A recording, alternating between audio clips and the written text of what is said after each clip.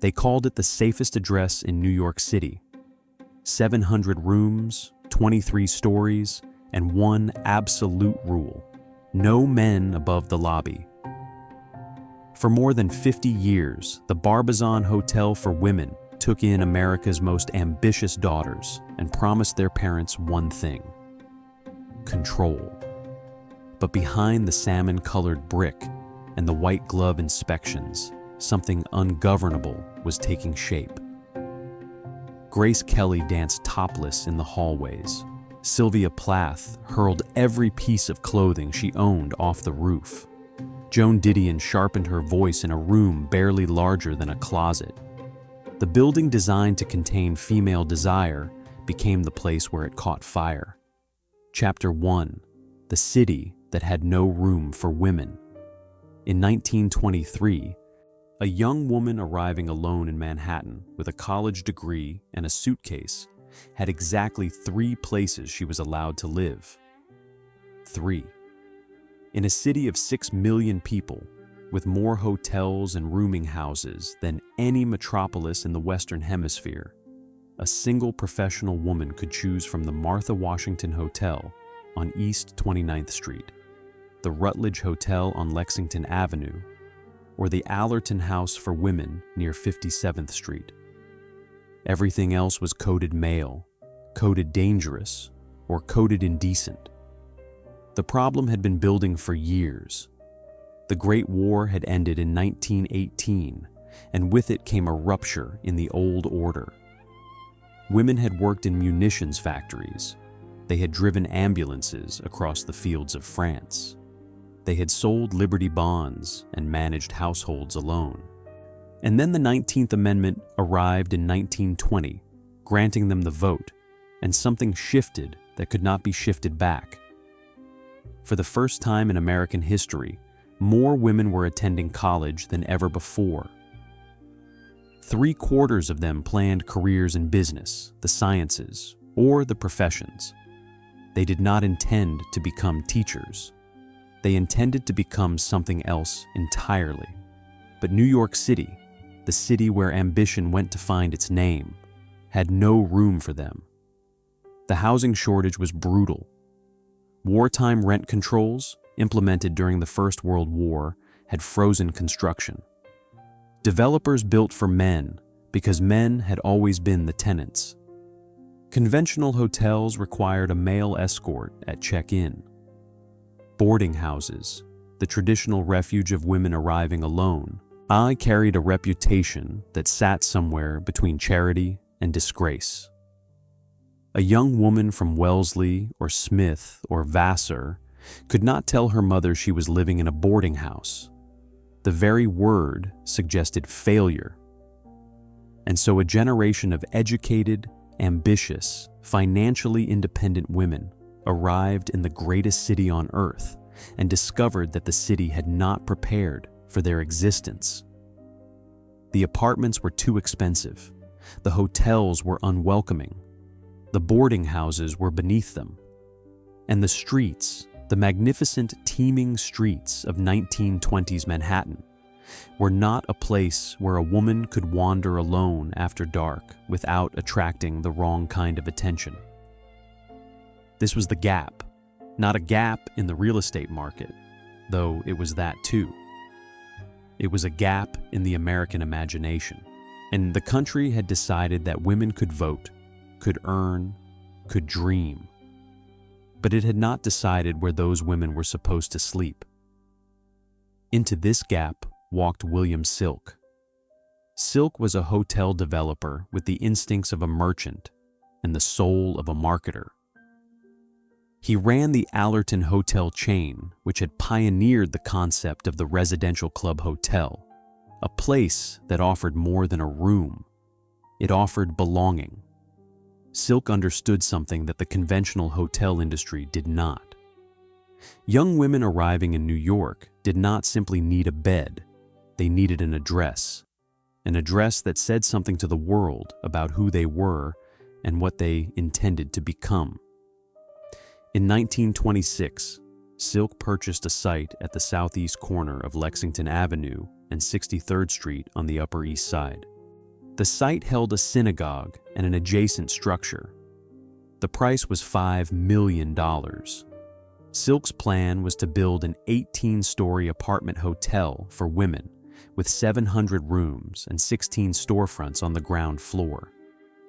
He named it after the Barbizon school of French painters, the group of artists who had worked near the forest of Fontainebleau in the 19th century. The name was deliberate. It signaled culture. It signaled aspiration. It signaled that the women who lived here would not be stenographers waiting for a husband. They would be artists waiting for the world. The architects, Murgatroyd and Ogden, drew up plans for a building that would rise 23 stories above the Upper East Side. The design would borrow from the Italian Renaissance, late Gothic Revival, and Romanesque styles. Its facade would be faced in salmon-colored brick, with limestone and terracotta decorations that caught the afternoon light and turned the building the color of a blush. Construction began in March of 1927. The foundation went into the ground. The steel rose into the sky. And somewhere in Ohio, in Pennsylvania, in Kansas, in every small town with a train station and a girl who read magazines, the word began to spread. Something was being built in New York, something for them. But what exactly was being built? A sanctuary or a cage? A door or a wall? The answer, as it turned out, was both. Chapter 2. 700 Rooms and One Absolute Rule. The architects understood their assignment perfectly. Design a building beautiful enough to attract ambitious women and strict enough to satisfy their fathers. Murgatroyd and Ogden had already designed the Allerton Hotel for women and the Barbizon Plaza Hotel. They knew the grammar of this particular building type. The structure had to whisper luxury to the young woman studying the brochure and shout respectability to the parent writing the check. Every line of the Barbizon was drawn to serve this double purpose. The building's silhouette told the first story. The 1916 zoning resolution, New York's pioneering law requiring setbacks on tall buildings to admit light and air to the streets below, shaped the Barbizon into a wedding cake of receding tiers. A 3-story base anchored the building to Lexington Avenue. Above it, a 15-story shaft rose clean and straight. Then the top 5 stories stepped back dramatically to form a tower. A ziggurat crowned with Gothic arcades and arched windows that made the building look as though it were reaching for something it could not quite grasp. Inside, the building was a machine of contradictions. The first floor contained a theater with a stage and a pipe organ boasting 600 pipes, with seating for 300.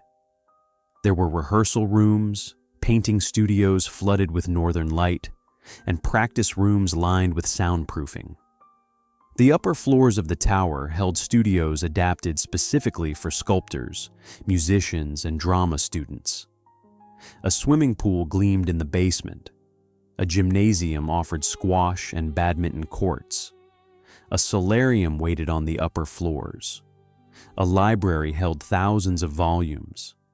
A coffee shop served as the social heart of the building. The place where friendships formed and rivalries sharpened and futures were negotiated over cups of tea.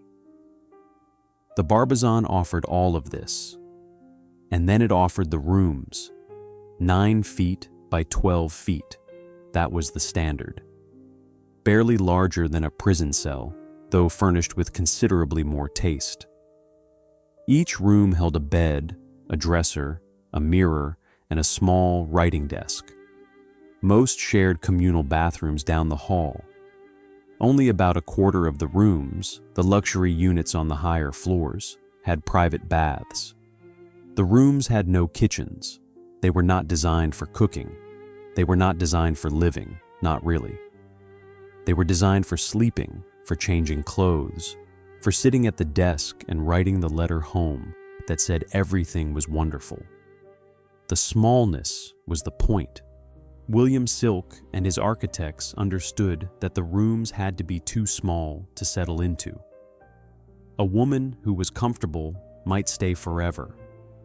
A woman who was slightly uncomfortable would keep striving, keep reaching, keep leaving the building each morning to pursue the career that justified her presence there.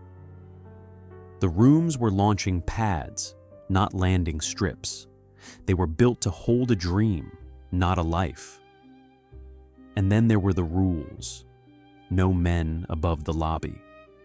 This was the founding commandment, the absolute law from which all other laws descended. Male visitors could be received in the first-floor parlors and reception rooms, under the gaze of the front desk staff, but they could not set foot in the elevator that led to the residential floors. Elevator operators enforced this with the solemnity of palace guards. Bed checks ensured that every woman was in her room by curfew. A woman who arrived late faced questions. A woman who arrived with explanations that did not satisfy faced consequences. The building opened on October 31st, 1927. Halloween. Whether the date was chosen deliberately, no one recorded, but the coincidence was rich. A building full of costumes, masks, and women pretending to be something the world had not yet agreed they could be. Over 1,000 women were already on the waiting list. The brochure promised culture, community, and safety. What it delivered was something more complex. A gilded cage with the door left slightly ajar. A place where a woman could be free, as long as she followed every rule, dressed appropriately, and never, ever let a man pass the lobby. The Barbizon had opened its doors. The question now was what would come through them. Chapter 3. The machine begins to hum. Within 2 years of opening, the Barbizon had survived foreclosure, reinvented its revenue model, and become the most coveted address for young women in America. The timing of the hotel's birth could not have been worse. October of 1927 was a fine month to open a women's hotel. October of 1929 was a fine month to lose everything. When the stock market crashed, the shockwaves tore through every sector of New York's economy. Hotel bookings collapsed. Construction loans went sour. William Silk, who had leveraged both the Barbizon and his even more ambitious Barbizon Plaza Hotel on Central Park South, lost control of both properties, and he would spend the rest of his life in California, far from the buildings that bore his name. In 1931, Chase National Bank foreclosed on the Barbizon. The building went to auction. A bondholder consortium organized by Lawrence Elliman purchased it at a price far below the original construction cost. The new owners understood that the Depression had changed the rules. The old model, 700 women paying weekly room rates, could not sustain the building alone. The Barbizon needed to diversify. The answer came in the form of institutions. The Catherine Gibbs Secretarial School, founded in 1909, was already the most prestigious secretarial training program in the country. Admission was more competitive than many of the elite women's colleges. Gibbs graduates did not type. They commanded offices. They managed executives. They entered corporations through a side door that led, for the clever ones, straight to the top. In the early 1930s, Gibbs leased 3 full floors of the Barbizon, housing its students exclusively within the hotel's walls. The arrangement was perfect. Gibbs got a prestigious address. The Barbizon got guaranteed occupancy and a pipeline of exactly the kind of young woman it wanted. Ambitious, well-bred, well-dressed, unlikely to cause trouble. The building also opened its doors to clubs and organizations. The Wellesley Club, the Cornell Club, the Barnard and Mount Holyoke Women's Clubs all held meetings and events in the Barbizon's public rooms. The Arts Council of New York leased exhibition space. Concerts were broadcast on radio station WOR from the first-floor theater. The Barbizon players performed dramatic works on the building's own stage. The Irish Theatre brought actors from the Abbey Theatre for performances in the hotel's dedicated space. By the mid-1930s, the Barbizon had become something more than a hotel. It was a cultural institution, a finishing school without the name, a networking hub before the term existed, a place where a young woman from a small town in the Midwest could arrive with a suitcase, a set of white gloves, and 3 letters of recommendation, and within 6 months find herself working at a publishing house, attending gallery openings, and dating a man from Yale she had met in the lobby. The famous names began to accumulate like pearls on a string. Margaret Tobin Brown, the Titanic survivor known to the world as the unsinkable Molly Brown, lived at the Barbizon in her final years. She sang her last arias in its public rooms. She died in her Barbizon room on October 26, 1932, of a brain tumor. She was 65 years old, and the building held her until the end. Eudora Welty passed through. So did writers, painters, sculptors, and actresses whose names would fill the pages of future encyclopedias. The building was a filter. It took in raw material, hundreds of young women each year, and refined them, polished them, sent them back out into the city wearing better clothes and carrying better manners, and carrying, somewhere deep inside, the particular confidence that comes from having lived at an address that meant something. The numbers told the story of the machine. 700 rooms, 23 stories, 16 storefronts generating rental income on the ground floor, 3 floors dedicated to the Gibbs School, a swimming pool, a gymnasium, a library, a theater with a 600-pipe organ, annual operating costs in the hundreds of thousands, revenue streams from room rentals, restaurant sales, commercial leases, institutional partnerships, and the intangible but very real currency of prestige. The machine was running. The Depression had tested it, and it had survived. The waiting list was growing. The reputation was ascending. The Barbizon had become exactly what William Silk had envisioned, an address that solved the problem of where ambitious women were supposed to live.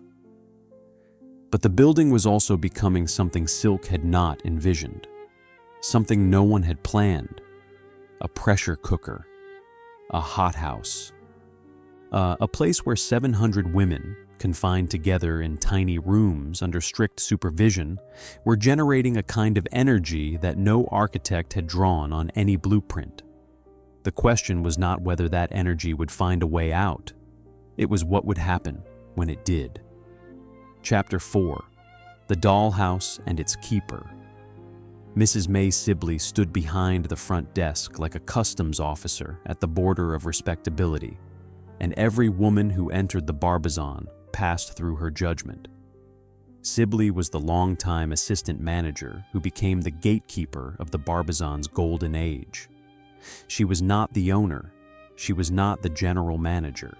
She was something more important. She was the person who decided who got in. The process began with the application. 3 letters of recommendation were required. The letters had to come from people of standing, people whose names and addresses would bear scrutiny. A letter from a minister carried weight. A letter from a college dean carried more.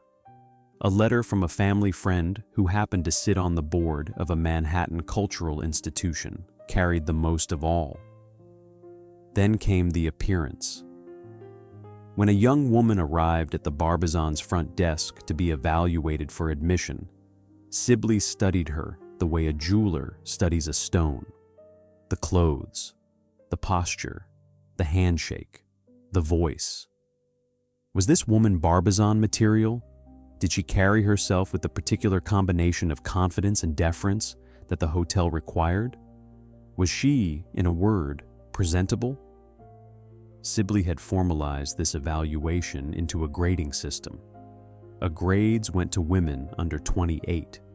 B grades went to women between 28 and 38.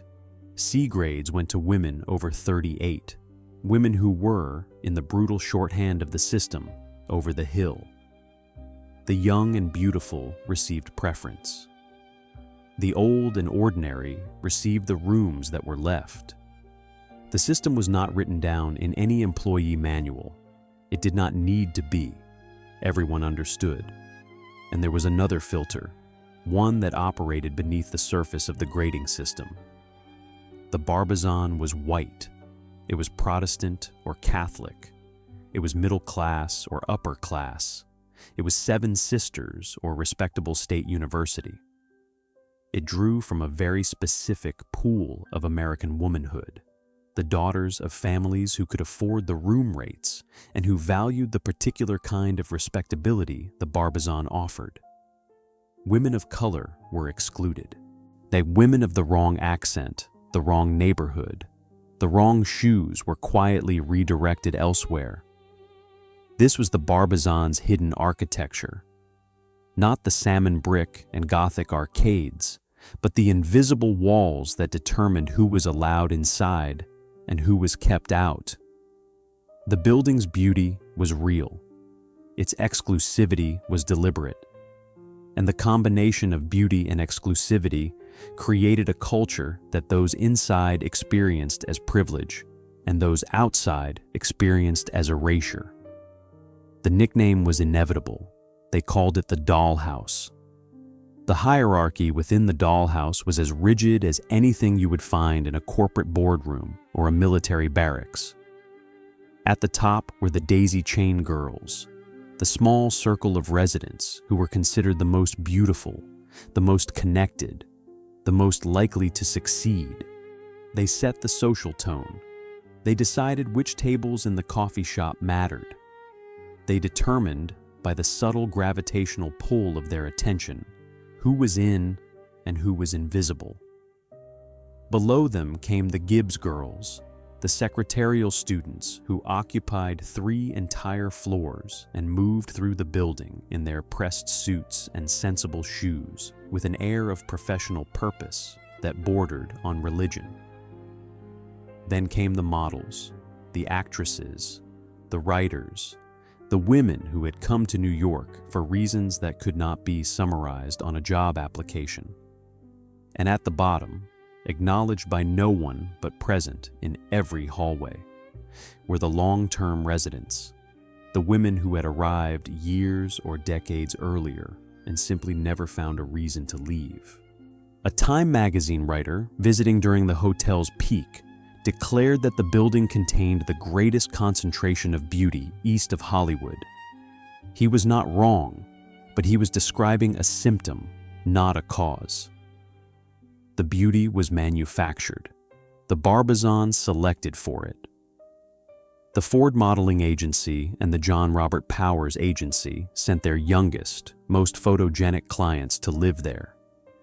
Mademoiselle magazine housed its 20 annual guest editors in the building each June. The Catherine Gibbs School enforced a dress code on its students that would have satisfied a debutante ball committee. The building was beautiful because it only admitted beautiful women. The daily rhythm of the Barbizon was a clockwork of controlled ambition. Mornings began with the shared bathrooms, 20 women per floor waiting their turn, then learning patience and the art of applying makeup quickly. Breakfast was taken in the coffee shop or skipped entirely. Then the building emptied. The Gibbs girls walked to their classrooms on the lower floors. The models headed to agencies on Madison Avenue. The actresses caught the subway downtown to audition in theater district basements.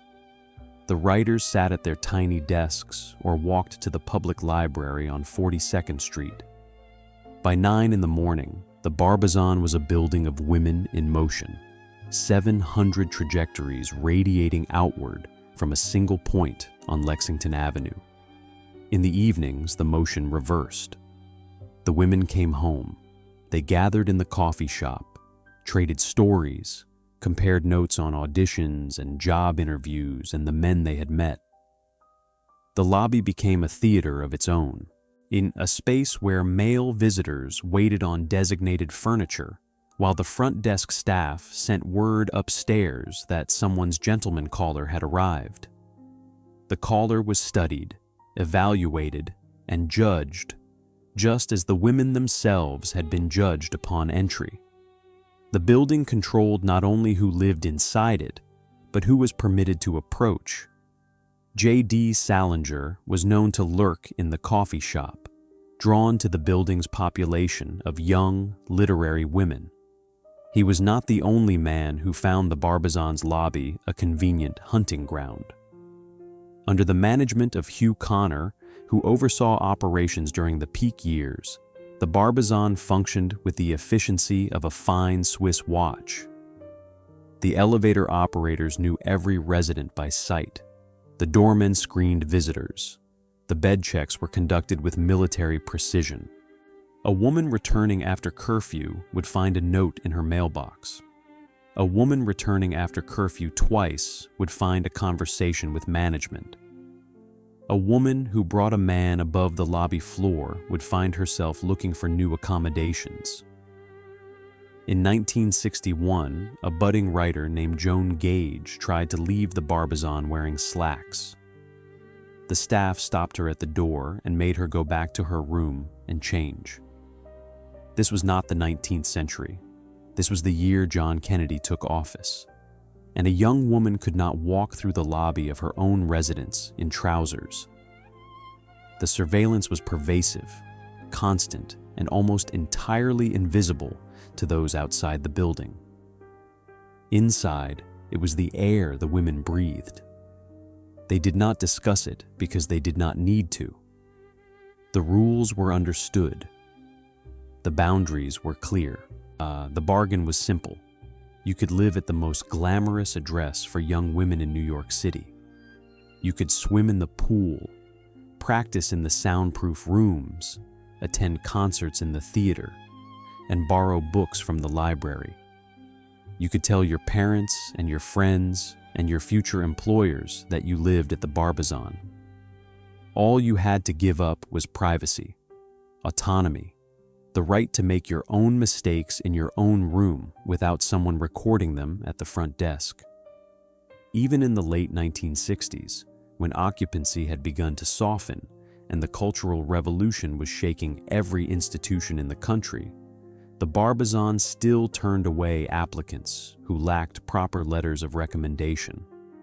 The building could not stop the world from changing, but it could, and did, refuse to let the changed world through its front door. This was the architecture of conditional freedom. This was what the Barbizon sold to 700 women every year. The promise was gorgeous. The price was paid in silence.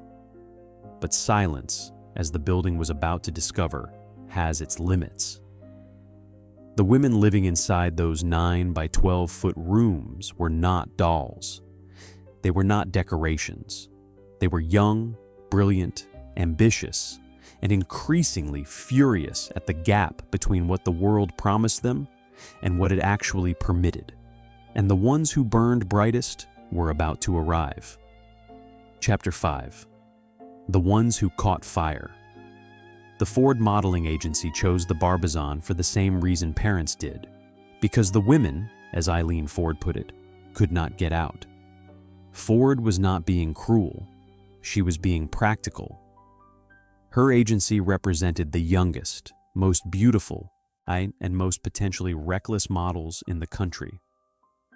Girls of 16 and 17, fresh off buses from Iowa and Georgia and California, whose faces would launch magazine covers and whose judgment had not yet caught up to their cheekbones.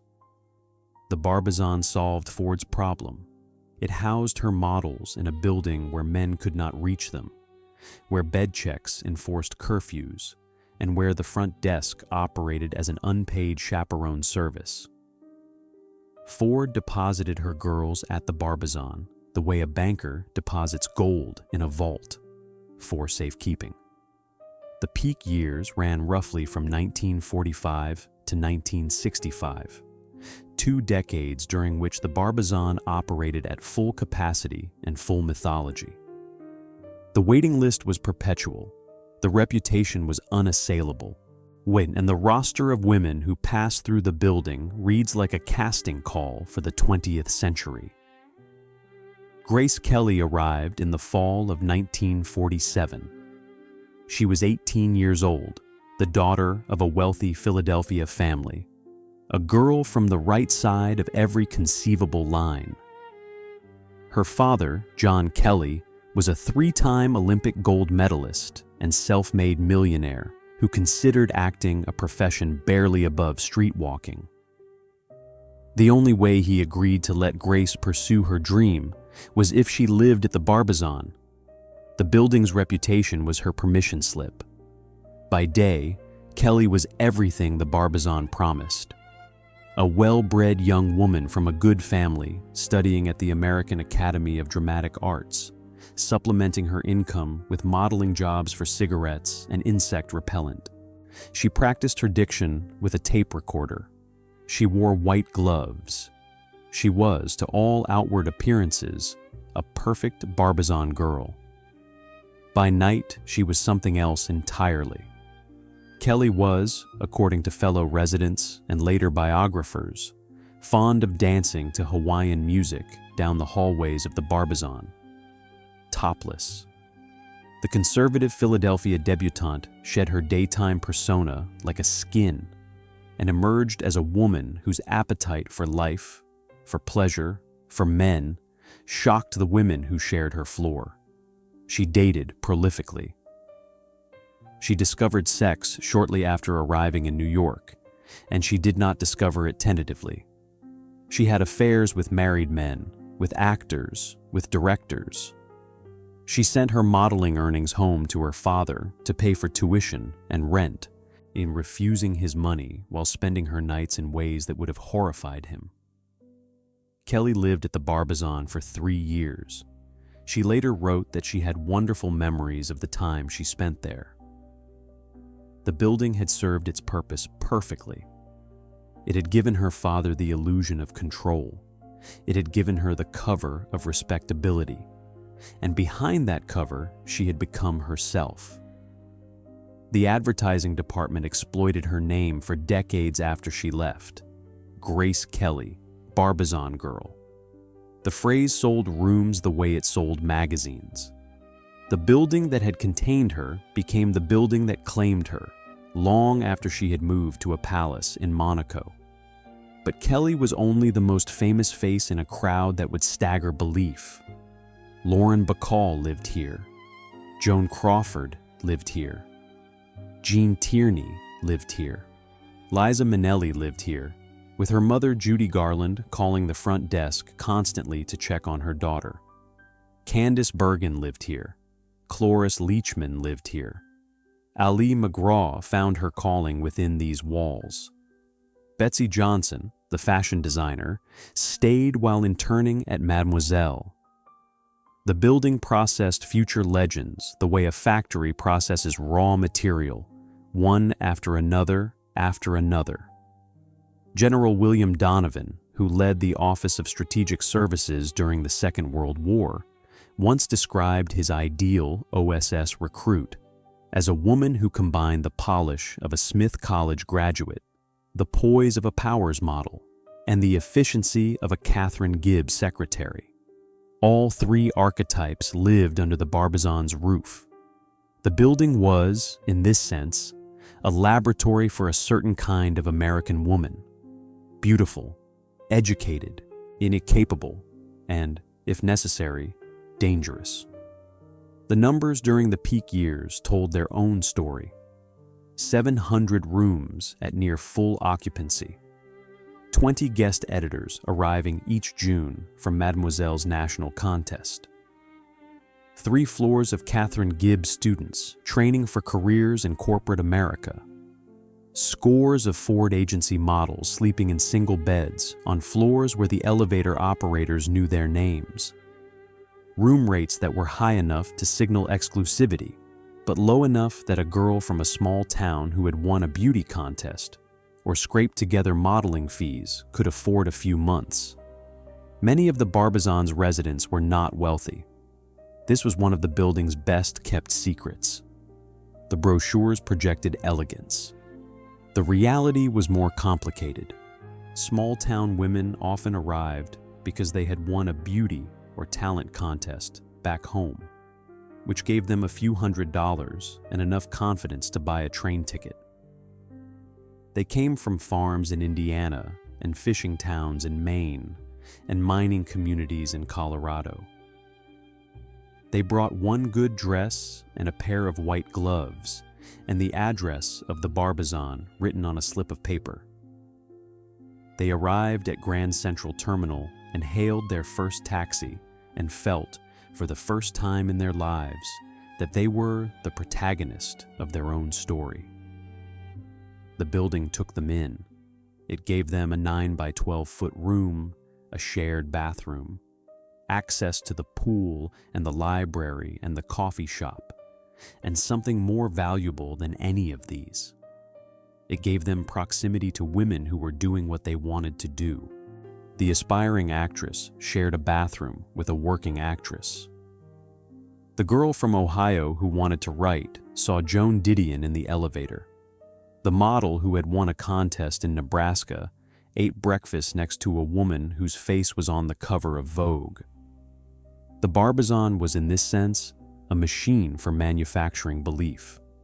It made the impossible seem like a commute. Mademoiselle's guest editor program was the Barbizon's most glamorous annual ritual.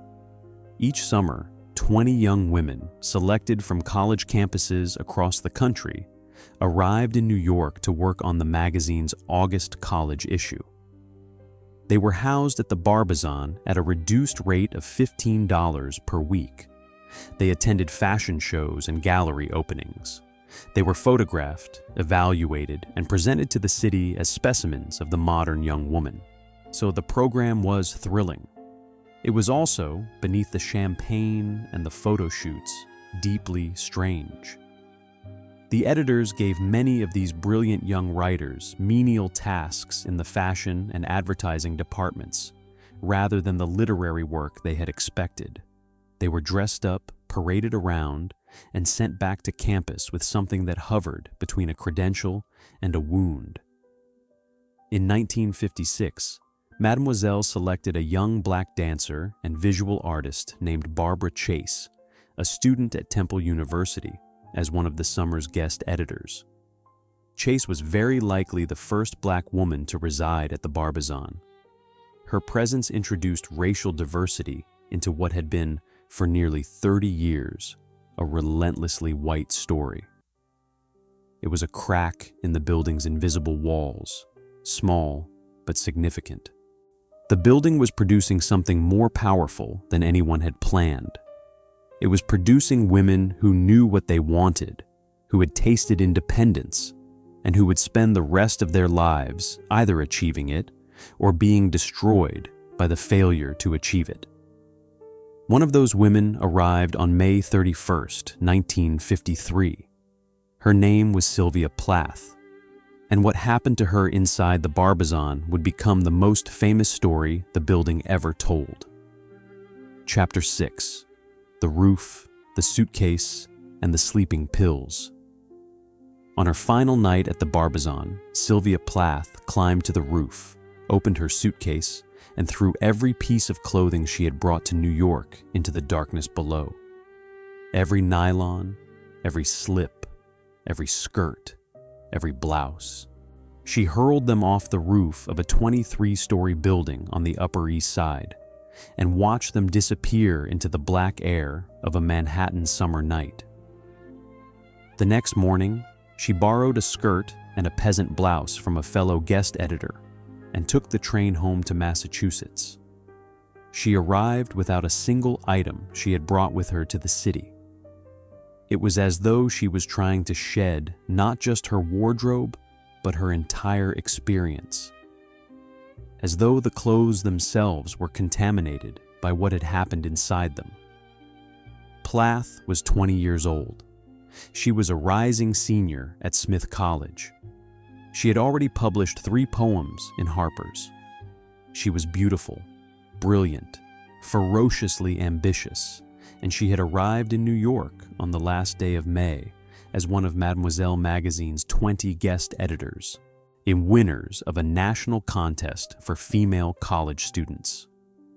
For 26 days, she would live at the Barbizon Hotel for Women at a reduced rate, work on the magazine's prestigious August college issue, and experience what was supposed to be the most exciting month of her young life. The first days were intoxicating. Plath attended Balanchine ballets. She watched a game at Yankee Stadium. She ate an entire bowl of caviar at an advertising luncheon and felt, for one shimmering moment, that she had arrived at the center of everything. She stalked Dylan Thomas at his Greenwich Village haunts, hoping to meet the poet whose work she worshipped. She fought off an aggressive delegate from the United Nations who wielded diamonds like weapons. She discovered vodka, no ice, and she typed rejection letters to writers at The New Yorker and sat for photographs with her fellow guest editors, all of them smiling in their matching outfits, all of them performing the role of the modern young woman for the cameras. But beneath the whirl, something was cracking. Mademoiselle itself was the contradiction made visible. The magazine promoted careers for young women on one page and advertised engagement rings on the next. The August college issue that Plath helped produce contained 33 advertisements for secretarial schools, alongside articles about poetry and culture. The message was schizophrenic. Be brilliant, be beautiful, be ambitious, but also be available, be marriageable, be ready at a moment's notice to set aside everything you have built and become a wife. The college girl, the career girl, and the wife. These were not lives to live. They were characters to play. And the script required that a woman choose one, only one, and commit to it with every fiber of her being. The Barbizon itself embodied this impossible demand. It was a building designed for ambitious women that required those women to behave as though ambition was a temporary condition, something to be indulged before the real business of marriage and motherhood began. Plath felt the trap closing. She felt it in the way the editors assigned her to the fashion department instead of the literary department. She felt it in the photo shoots where her intellect was irrelevant and her appearance was everything. She felt it in the shared bathrooms and the bed checks and the elevator operators and the 9 by 12-foot room where she sat alone at night and tried to reconcile the woman she was becoming with the woman the world wanted her to be. The other guest editors were struggling too, though none of them spoke of it. They smiled at breakfast. They laughed at parties. They assumed that everyone else was having a better time. It was the performance of happiness executed by 20 young women who had been trained since birth to perform. On the night of June 26th, the final night, the women gathered on the rooftop for a celebration. This was when Plath went to her room, collected her suitcase, and carried it to the roof. This was when she opened it and threw everything into the dark. The gesture was theatrical. It was also prophetic. Plath returned home to Wellesley, Massachusetts. Within weeks, the unraveling accelerated. She was rejected from a fiction writing class at Harvard. A boyfriend left for officer training. The rejections accumulated, each one a small blow that landed on an already bruised surface. She stopped sleeping. 21 days without sleep. Her mother, alarmed, sought help. The treatment prescribed was electroshock therapy, administered crudely, without anesthesia or muscle relaxants. Plath later described the experience as an annihilation. On August 24, 1953, just as the college issue she had helped create was about to leave newsstands, Sylvia Plath crawled into the basement of her mother's house with a bottle of sleeping pills. She survived. She spent the following months at McLean Hospital, recovering from what the age called a nervous breakdown and what a later generation would recognize as the inevitable collapse of a woman crushed by impossible expectations. 8 years later, she would write The Bell Jar under the pseudonym Victoria Lucas, fictionalizing the Barbizon as the Amazon Hotel. The novel has never gone out of print. It became, in time, a foundational text, a female counterpart to The Catcher in the Rye, a story about what happens when a young person of extraordinary sensitivity collides with a world that has no interest in their inner life. The Bell Jar is many things, but at its core, it is a story about a building that promised everything and permitted nothing, a building that took in the most brilliant young women in America and asked them to be beautiful, obedient, and grateful for the privilege. Plath was not the only woman broken by the Barbizon's contradictions. She was simply the one who wrote it down. And in writing it down, she gave the building a story it could never escape. Act 2 closes at maximum tension. The Barbizon stands at the height of its glamour, its fame, its waiting list. And its most famous resident lies in a hospital bed in Massachusetts, proving with her body what the building's 9 by 12-foot rooms had always whispered. The space between what was promised and what was permitted was not wide enough to hold a life. Chapter 7. The world stops needing a chaperone. The forces that destroyed the Barbizon were the same forces that had created it, and they arrived in the 1960s like a wave the building never saw coming. The Barbizon existed because of a specific set of conditions. Women needed protection. Women needed supervision. Women needed a place that reassured their parents, their employers, and their own anxious consciences that they were safe, respectable, and under control. Remove those conditions, and the building had no purpose. The 1960s and 70s removed them with the force of a demolition crew. Second-wave feminism arrived first. Betty Friedan published The Feminine Mystique in 1963, and the book detonated in the consciousness of American women like a depth charge. The problem with no name, Friedan called it, the suffocating emptiness of domestic life for educated women, the slow death of ambition in suburban kitchens.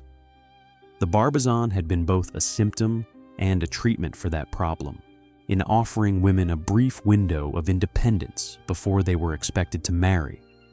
Friedan's book argued that the window should not be brief, it should be permanent. Then came the sexual revolution. The birth control pill, approved by the FDA in 1960, gave women control over their own bodies for the first time in history. The consequences rippled outward. If a woman could prevent pregnancy, the entire apparatus of sexual surveillance lost its justification. The bed checks, the curfews, the no men above the lobby rule, all of it rested on the assumption that a woman's sexuality required external management. The pill made that assumption obsolete. The legal changes followed. In 1970, New York City passed an anti-discrimination law that targeted single-sex hotels. The law did not immediately force the Barbizon to admit men, but it signaled the direction of the culture. Segregation by sex, like segregation by race, was becoming legally and morally indefensible. Roe v. Wade came in 1973. Ms. Magazine launched in 1972. The Equal Rights Amendment campaign gathered force. Each change stripped another brick from the Barbizon's foundation. Inside the building, the institutions that had sustained it began to leave. The Catherine Gibbs School closed its Barbizon dormitory. The pipeline of well-dressed, well-mannered secretarial students dried up.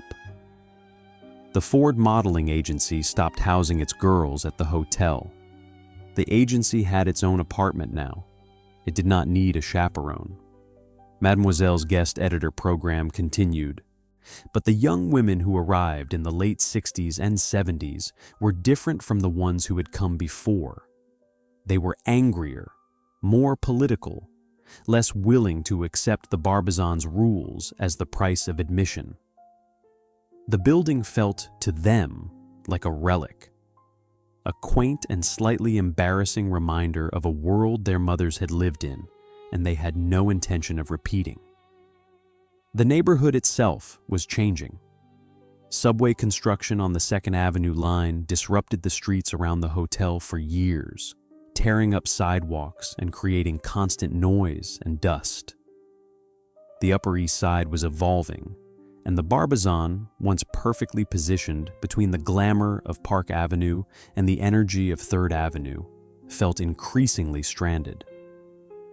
New apartment buildings were going up everywhere, buildings with no rules about who could visit, no curfews, no front desk evaluating your outfit. Young women could sign leases in their own names now. They did not need permission. They did not need 3 letters of recommendation.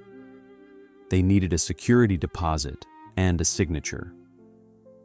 By 1972, occupancy had collapsed to 40%. 350 of the building's 700 rooms sat empty. The hallways that had once echoed with the footsteps of future celebrities were quiet. The swimming pool was used less and less. The library gathered dust. Hugh Connor, who had managed the Barbizon through its golden years, resigned. The machine that had hummed with such precision for 4 decades was sputtering. The numbers told the story of decline as precisely as they had once told the story of triumph. Where 1,000 women had once waited for a vacancy, now 350 rooms sat dark. Where the Catherine Gibbs School had once filled 3 floors, empty classrooms gathered dust. Where 20 Mademoiselle guest editors had once arrived each June in a blaze of glamour, the program now felt like a tradition whose meaning had expired. The building's annual revenue was a fraction of what it had been. The maintenance costs on a 23-story building from 1927 were not a fraction of anything. They were relentless. Pipes corroded, plaster cracked. The elevator machinery groaned. A building does not stop demanding money simply because the people have stopped coming. The building that had been created to solve the problem of women's independence was being destroyed by the success of women's independence. The fortress had been built for a war, and the war was over. The women had won, and the building they left behind had no idea what to do with victory. The irony went deeper than economics. The Barbizon had always marketed itself as a place that supported women's ambitions. The brochures used words like independence and career and aspiration. The building genuinely believed in its own mission. It was not cynical.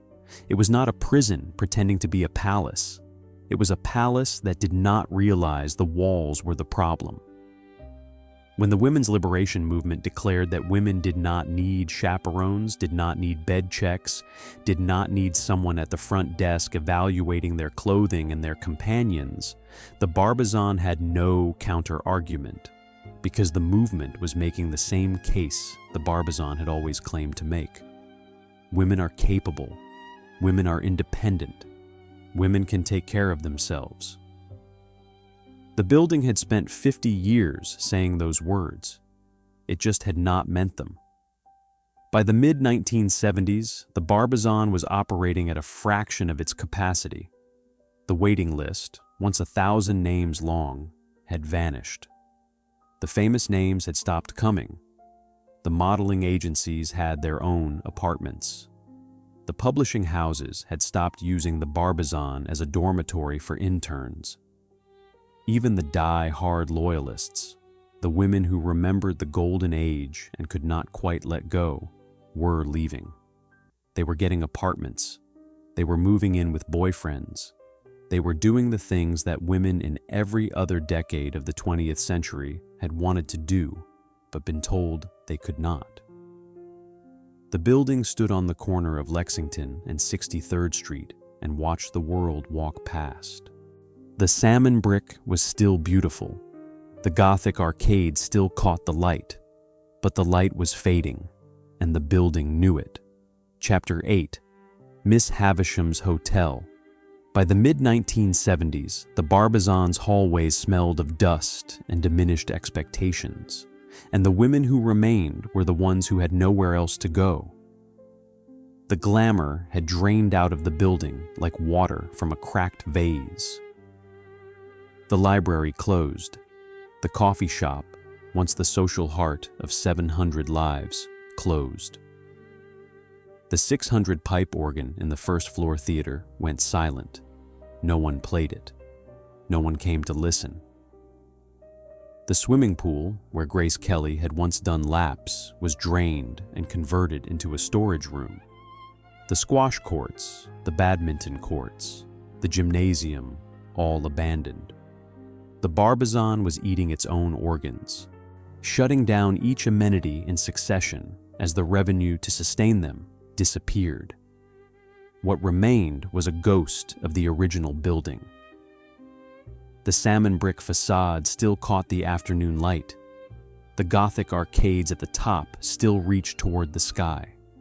But inside, the plaster was cracking.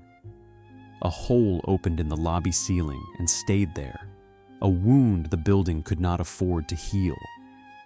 The hallways that had once been patrolled by elevator operators and monitored by front desk staff were now empty passages leading to empty rooms. And in those hallways, a new presence had become visible. The women. They had always been there. Long-term residents who had arrived at the Barbizon in the 1940s or 50s and simply never left. Young women who had come for a season and stayed for a lifetime. They had watched the building change around them, watched the glamour arrive and depart, watched the famous faces come and go. And they had remained, paying their monthly rent, eating in the coffee shop when it was open, walking the hallways in their robes, becoming, over the decades, the furniture of the place. By the mid-70s, approximately a third of the remaining guests were elderly, long-term residents. They paid rent-controlled rates that had barely changed in decades. Their rooms were small, their bathrooms often shared, their daily routines shaped by the rhythms of a building that was dying around them. The younger guests, the ones who still came on short-term stays, viewed these women with a mixture of pity and horror. The women represented a possible future. The woman who came to New York to make it and never quite did. The woman who stayed too long, the woman who woke up one morning at 65 in a 9 by 12 foot room and realized that this was not a launching pad at all. It was the destination.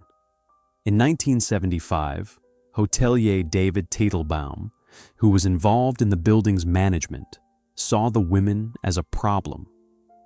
They lingered in the lobby, talking to anyone who would listen.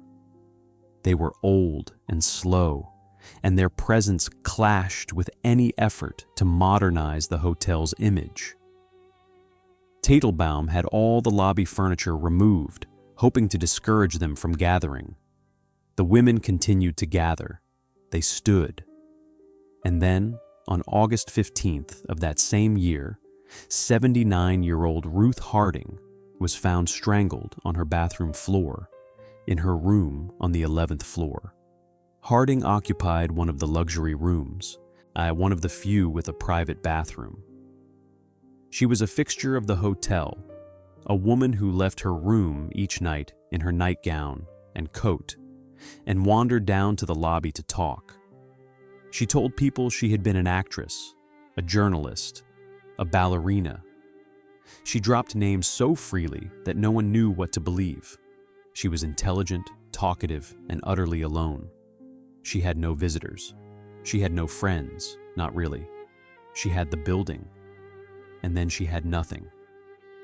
The police found no clues. The murder was never solved. No one was arrested. No one was charged. The investigation quietly faded into the vast, cold case files of the New York City Police Department, another unsolved crime in a city that was drowning in them during the mid-1970s. New York in those years was a city of 1,200 murders annually, a place where crime had become atmospheric, and a 79-year-old woman strangled in a residential hotel did not generate the urgency it deserved. Harding's room on the 11th floor was left undisturbed after her death. The building absorbed the tragedy the way a body absorbs a wound. It closed around the empty space and continued functioning, diminished but alive. The other women kept to their routines. They ate in the coffee shop when it was still open. They walked the hallways. They watched the building decline. The Barbizon, the safest address in New York for a woman, could no longer protect even its oldest and most loyal resident. The promise that had sustained the building for nearly 50 years, the promise of safety, of shelter, of a place where a woman could sleep without fear, had been broken. Ruth Harding's body on the bathroom floor was the proof. In 1934, a woman named Edith Latour had checked into the Barbizon and then jumped to her death. In the decades since, there had been whispered stories of other women who had gone to the roof and not come back. The building that had promised safety had always harbored something darker in its upper floors, a desperation that no amount of swimming pools and pipe organs could cure. The 9 by 12-foot rooms held dreams, but they also held loneliness, failure, and the particular despair of a woman who had bet everything on New York and lost.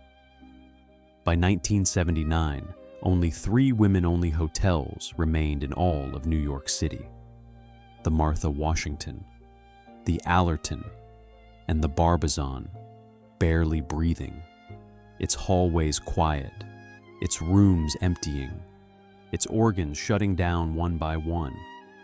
The building had outlived every institution that had sustained it: the Gibbs School, the Ford Agency, Mademoiselle's guest editor program, the Saturday night concerts, the men waiting in the lobby with flowers.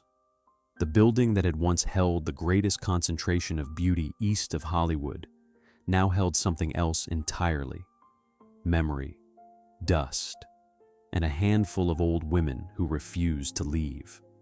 Chapter 9, Valentine's Day, 1981. On February 14, 1981, the Barbizon opened its doors to male guests for the first time in 53 years, and the symbolism was exactly as brutal as it sounds. Valentine's Day, the day of romance. The day the building finally surrendered the one rule that had defined it since October of 1927. No men above the lobby. That rule had shaped 53 years of history. It had kept fathers calm and daughters constrained and elevator operators employed. It had created the conditions under which Grace Kelly could dance topless in the hallways and Sylvia Plath could crack apart in private. It had been the building's identity, its selling point, its soul. And on a February afternoon in 1981, they opened the doors and let the men in. The first male guest to register arrived to champagne, cake, and a limousine. There were theater tickets. There was media coverage. The moment was staged as a celebration, a coming of age, a modern gesture by a building finally catching up with the times. But beneath the champagne, there was something closer to a funeral. The Barbizon was not opening its doors to men because it had evolved. It was opening its doors to men because it was dying. Occupancy was disastrous. Revenue was collapsing. The building could no longer afford to exclude half the population. The co-ed Barbizon shrank immediately. 700 tiny rooms with shared bathrooms became 306 slightly larger rooms with private baths. The renovation was a concession to a market that would not accept communal living. The era of 20 women sharing a bathroom on a single floor was over. The era of the 9 by 12-foot room, the launching pad that was also a cage, was over. What replaced it was a conventional hotel room, adequate, anonymous, forgettable. What followed was a parade of owners, each one stripping another layer of the Barbizon's original identity.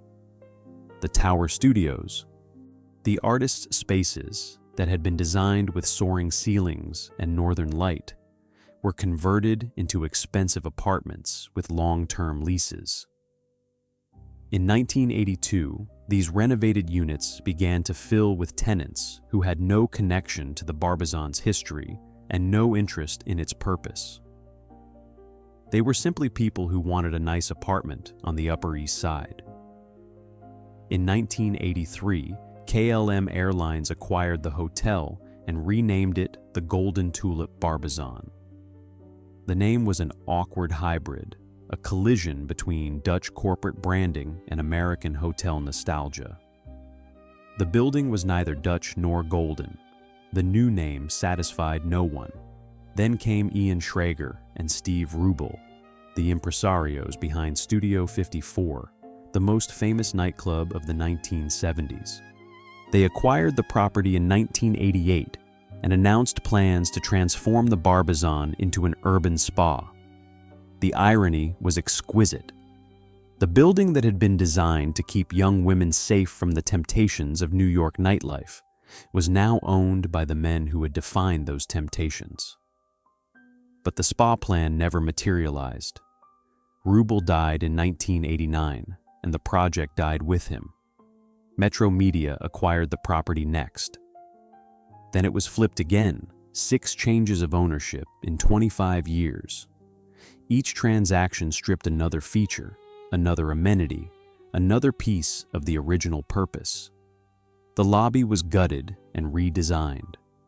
The old reception rooms where young women had met their carefully screened male visitors were demolished. The coffee shop was long gone. The theater was long gone. The pipe organ was long gone.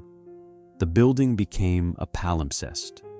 Each new owner scraped away the writing of the previous one and scrawled their own intentions across the surface. But the original text, the original purpose, kept bleeding through. You could not walk through the Barbizon without feeling the ghost of what it had been. The dimensions of the hallways, the spacing of the doors, the way the elevator stopped on certain floors with an expectation built into the machinery, the expectation of women going up and men staying down. Through all of this, the women remained. New York's rent stabilization laws protected the long-term residents with an iron grip that no developer could break. The women could not be evicted. They could not be bought out, though some were offered cash settlements to leave. They could not be priced out, and because their rents were frozen at rates set decades earlier. They sat in their rooms on the upper floors, paying monthly sums that would not cover a single night at a modern Manhattan hotel, and they watched the building transform around them. There was something magnificent in their refusal. Every developer, every investor, every new owner who walked through the lobby and calculated the return per square foot had to contend with the fact that a handful of elderly women on the upper floors were paying rents so low they barely registered on a balance sheet. The women were an inconvenience. They were an embarrassment. They were a reminder that the building had a past, and that the past had made promises that the present was legally obligated to keep. David Teitelbaum, the hotelier who had removed the lobby furniture in the 70s to discourage the women from gathering, represented one approach to the problem. Ignore them, make them uncomfortable, hope they left voluntarily. But the women did not leave voluntarily. They stayed. They had survived the Depression, the war, the Cultural Revolution, the Sexual Revolution, the Real Estate Revolution, and the disappearance of everything that had made the building worth staying in. They were not going to be driven out by the removal of a few chairs. By the late 1990s, the Barbizon had been reduced to a building of 306 rooms, where there had once been 700, the men's rule abolished, the institutions departed, the amenities gutted, the name changed and changed again. The building that once housed 700 dreamers could not find a single owner willing to keep its purpose alive. The question that hung over the building was no longer whether it could survive. It was whether anything worth saving still existed inside its walls. Chapter 10. $40 million and 65 apartments. The renovation that killed the old Barbizon cost $40 million, and it began by erasing everything the building had been built to do. In 2001, BPG Properties acquired the building and announced a transformation. The Barbizon would become the Melrose Hotel, a boutique property with 306 rooms where there had once been 700. The rooms would have private bathrooms. The tiny 9 by 12-foot cells that had housed a half-century of ambition would be combined and enlarged into something resembling comfort. But comfort was not the endgame. By 2005, the plan had evolved. The Barbizon would be converted into 65 luxury condominiums, marketed under the name Barbizon 63. The number 63 referred to the street. The name Barbizon referred to a past that the developers had no intention of preserving and every intention of selling. The renovation was thorough. $40 million purchased Bolivian rosewood floors, a 20-seat screening room, a residents-only lounge, and an Equinox gym built into the basement and mezzanine level, occupying the space where the old coffee shop, the reception rooms, and the swimming pool had once existed. The pool itself, the pool where Grace Kelly had swum, was incorporated into the gym as a design feature. History repurposed as amenity. The condominiums ranged from one-bedroom apartments priced at $1 million to a 5,300 square foot duplex penthouse priced at $15 million. The buyers were the standard Manhattan luxury demographic: financiers, corporate executives, couples seeking a pied-à-terre on the Upper East Side. They were not buying history. They were buying square footage. But the developers made sure they knew the history was there. The marketing campaign was brilliant and ruthless. The developers of Barbizon 63 launched promotional materials featuring images of Grace Kelly, the most famous Barbizon girl of them all. The woman who had danced topless in the hallways was now selling condominiums to hedge fund managers. The woman who had lived in a 9 by 12-foot room with shared bathroom access was now the face of $15 million penthouses with Bolivian rosewood floors. By 2011, most of the condominiums had sold at their listed prices. Only 2 of the penthouse units remained on the market. The building was, by every financial measure, a success. The developers had taken a dying women's hotel and turned it into a profitable luxury residential property. The salmon brick still caught the afternoon light, The Gothic arcade still reached toward the sky. The address still carried weight. But the weight was different now. It was the weight of money, not meaning. The building that had once existed to solve a problem, and the problem of where ambitious women were supposed to live, now existed to maximize return on investment. The 9 by 12-foot rooms had been erased. The pipe organ had been erased. The theater, the library, the squash courts, the soundproof practice rooms, all erased. What remained was the shell, the beautiful, salmon-colored, landmark-designated shell. Consider what was lost. 700 rooms became 65 apartments. 700 women became 65 households. The building's population density, the very thing that had created its energy, its mythology, its power to launch careers and break spirits, was eliminated by a factor of 10. Where once a woman could step into the hallway and find 6 other women heading in 6 different directions, now a resident might walk from the elevator to their front door without encountering another soul. The Barbizon's magic had always been a function of concentration. 700 ambitious women in a single building, sharing bathrooms, eating together, competing and collaborating and cracking under the pressure of proximity. The luxury renovation did not merely change the building. It reversed its fundamental physics. The developers considered dropping the Barbizon name entirely. Internal discussions suggested it was old and stodgy. But market research told a different story. The name carried weight. It carried recognition. It carried, for a certain demographic of buyer, the romantic associations of Grace Kelly and Mademoiselle, and a vanished era of feminine glamour.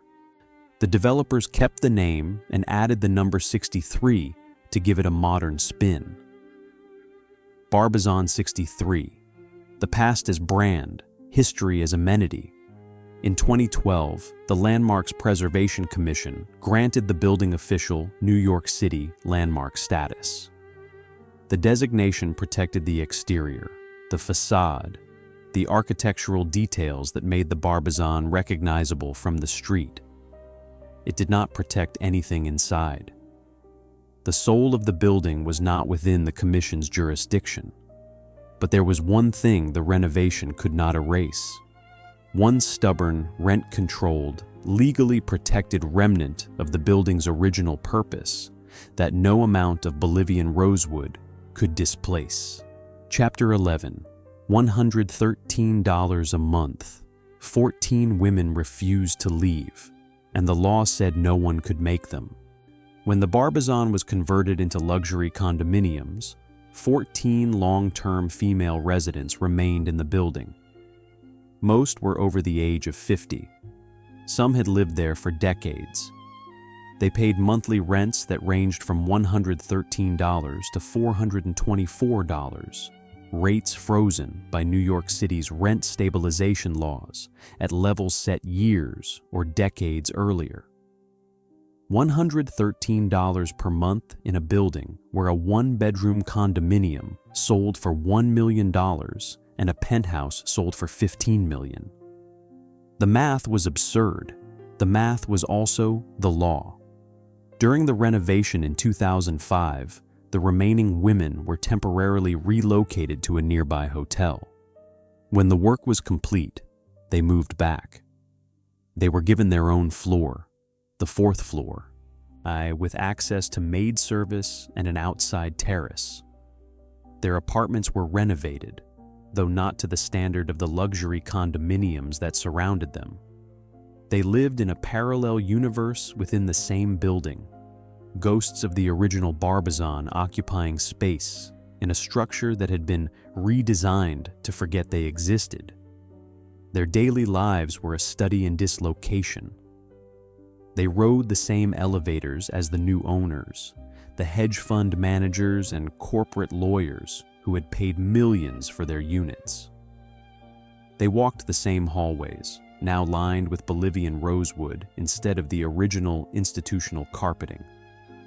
They passed through a lobby that bore no resemblance to the lobby they remembered. The lobby where Mrs. Sibley had graded their appearances, where young men had waited nervously in reception rooms, where Ruth Harding had wandered at night in her nightgown and coat. Everything around them had changed. They had not. These women were living artifacts, the last physical proof that the building had once served a radically different function. They were the remnant, the residue, the stubborn material that would not dissolve no matter how much solvent was applied. Their presence in the building was a rebuke to every real estate transaction, every renovation, every marketing campaign that had tried to erase the Barbizon's past. As long as they lived there, paying $113 a month, the building could not fully become what its new owners wanted it to be. The contrast was almost too perfect to be real. A woman who had arrived at the Barbizon in 1952, when Eisenhower was president and television was a novelty and the waiting list was 1,000 names long, now lived on a floor where the apartment across the hall had sold for $3 million. She paid $113 a month. Her neighbor paid a mortgage of $15,000. She had maid service, a perk from the old hotel days that her lease protected. Her neighbor had Bolivian rosewood floors and a 20-seat screening room in the basement. They shared an elevator. They shared a building. They shared nothing else. And there was something else. Something that the rent-controlled numbers obscured. These women had chosen the Barbizon. They had arrived decades earlier, young and hopeful, with suitcases and dreams and 3 letters of recommendation. And they had lived through the golden age and the decline and the revolving door of owners. They had watched Grace Kelly's name appear on marketing materials for condominiums they could not afford. They had outlasted everyone, the famous residents, the managers, the owners, the institutions, the very purpose for which the building had been constructed. They were the answer to a question the Barbizon had been asking since 1927. What happens when you give a woman a room and she refuses to give it back? As the years passed, their numbers dwindled. 14 became 12. 12 became 8. 8 became fewer. By the most recent accounts, 4 or 5 of the original women may still live in the building. 4 or 5 women in a building of 65 luxury condominiums, paying a few $100s a month in a structure worth hundreds of millions. They are the last survivors of a world that no longer exists, and they pay for that survival at a rate that would not cover a taxi ride across town. Chapter 12. The Cage, the Key, and the Women Who Remain. The Barbizon was never really about protecting women from men. It was about protecting society from the consequences of women's freedom. That is the truth the building reveals when you strip away the salmon brick and the Gothic arcades and the marketing brochures and the celebrity rosters and the 9 by 12-foot rooms. The Barbizon was a mechanism, a social technology designed to manage a transition that terrified the people who controlled the transition. Women were gaining independence. Women were entering the workforce. Women were moving to cities alone. And the men and institutions that had always governed women's lives needed a way to let this happen without letting it happen completely. The Barbizon was that compromise. You can live alone, but not really alone. You can work, but you must come home by curfew. You can dream, but the room is only 9 feet by 12. You can be ambitious, but the front desk is watching. You can be free, as long as freedom looks exactly the way we tell you it should look. This is the architecture of conditional freedom.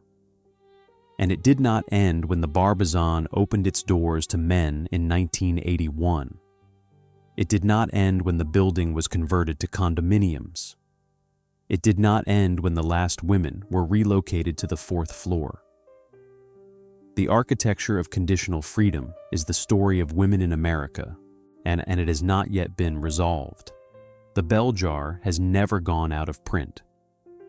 Sylvia Plath's account of the Barbizon, fictionalized and refracted through the lens of her own breakdown, continues to sell hundreds of thousands of copies each year.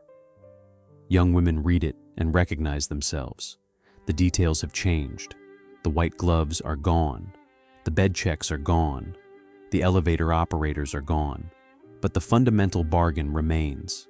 Be brilliant, be beautiful, be ambitious, but not too ambitious. Take up space, but not too much space. Dream, but keep the dream within the dimensions we have set for you. 9 by 12. The room changes. The measurements do not. Fiona Davis set her debut novel, The Dollhouse, in the Barbizon. Michael Callahan set his novel, Searching for Grace Kelly, in the building in 1955. Marvel's Agent Carter modeled a fictional hotel on the Barbizon's history. HBO secured adaptation rights to Paulina Brenn's book, The Barbizon, the hotel that set women free, with Emilia Clarke attached to star. The story keeps being retold because the tension it embodies has not been resolved. The tension between female ambition and institutional control. The tension between the key and the cage. Each retelling adjusts the lens. Davis focuses on the gap between generations, the young women of the 1950s and the changed city of the present day. Callahan recreates the glamour and the claustrophobia in equal measure. Brenn, the historian, lays out the facts and lets the reader feel the weight of contradiction. They all arrive at the same conclusion. The Barbizon was not a building, it was a question. And the question has not been answered. What does it mean that a country built a 23-story hotel to give women a taste of independence and then designed the rooms too small for them to stay? What does it mean that the most famous story the building ever produced is about a young woman's mental collapse? What does it mean that the building's legacy is marketed as a luxury amenity? Grace Kelly's image selling condominiums to people who will never know what it cost to be Grace Kelly inside those walls. The building still stands at the corner of Lexington Avenue and 63rd Street. It was landmarked in 2012. The salmon brick catches the afternoon light just as it did in 1927.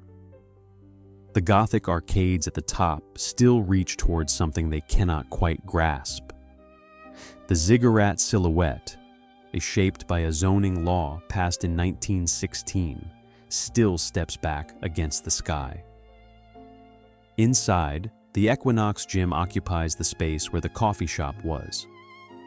The screening room sits where the library was. The Bolivian rosewood floors cover the ground where Mrs. Sibley once graded young women on their appearance. And somewhere on the 4th floor, or perhaps scattered through the building in their original rooms, 4 or 5 elderly women live in rent-controlled apartments, paying a few $100s a month in a building worth hundreds of millions. They are the last of the Barbizon women. They outlasted the building's purpose, its owners, its identity, and its relevance. They stayed when everyone else left. They refused when everyone else complied. They have maid service and an outside terrace and stories that no one will ever hear. And they are living proof of the answer to the question the Barbizon spent 50 years asking. What happens when you give a woman a room of her own, even if the room is only 9 feet by 12? She stays.